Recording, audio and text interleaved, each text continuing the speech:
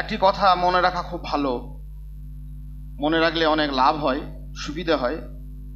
না মনে রাখলে আমরা অনেক বিভ্রান্তির শিকার হই। সেটি হচ্ছে, কোনো একজন ব্যক্তি, কোনো একটি সমাজ, কোনো একটি পরিবারের মধ্যে ইসলাম দিন যদি না থাকে, আর তার কাছ থেকে যদি আমরা সুবোধ সুশীল মানুষের আচরণ আখলাক আশা করি, তবে সেটি আশা নয়, সেটা হচ্ছে দুরাশা।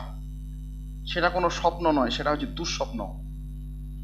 এই কথাটি খুব সহজ সরল কথা, অথচ আমরা প্রায়শ ভুলে যাই।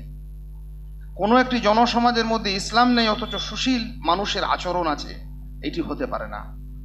পরিপূর্ণ নির্বিকল্প শান্তি আছে, স্বস্তি আছে, একটি সুশৃঙ্খল জীবন আছে, এটা হতে পারে না।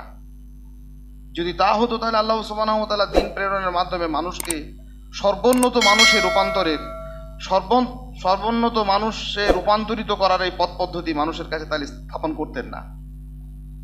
আমরা এমন সব মানুষের কাছে, এমন জনসমাজের কাছে, এমন জনগোষ্ঠীর কাছে এমন কিছু আচরণ আশা করি যাদের মধ্যে দিন নেই, ইসলাম নেই, এটা স্বপ্ন দেখি।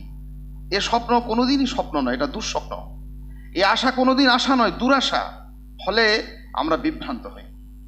আল্লাহ সুবহানাহু ওয়া তাআলা মানুষকে সৃষ্টি করেছেন এবং সৃষ্টি করার পর তার উদ্দেশ্যগতভাবে যেভাবে সৃষ্টি করেছেন, শুধুমাত্র তার ইবাদতের জন্য, ওমা খালাকতুল জিন্না ওয়াল ইনসা ইল্লা লিয়াবুদুন, এবং সেই উদ্দেশ্য বাস্তবায়নের জন্য মানুষের কাছে প্রেরণ করেছেন নাবী রাসূল আলাইহিমুস সালাতু ওয়াত তাসলিমদেরকে দিয়ে দিন তথা ইসলাম, পরিপূর্ণ দিন, একমাত্র দিন, আল্লাহ সুবহানাহু ওয়া তাআলার মনোনীত দিন ইসলাম।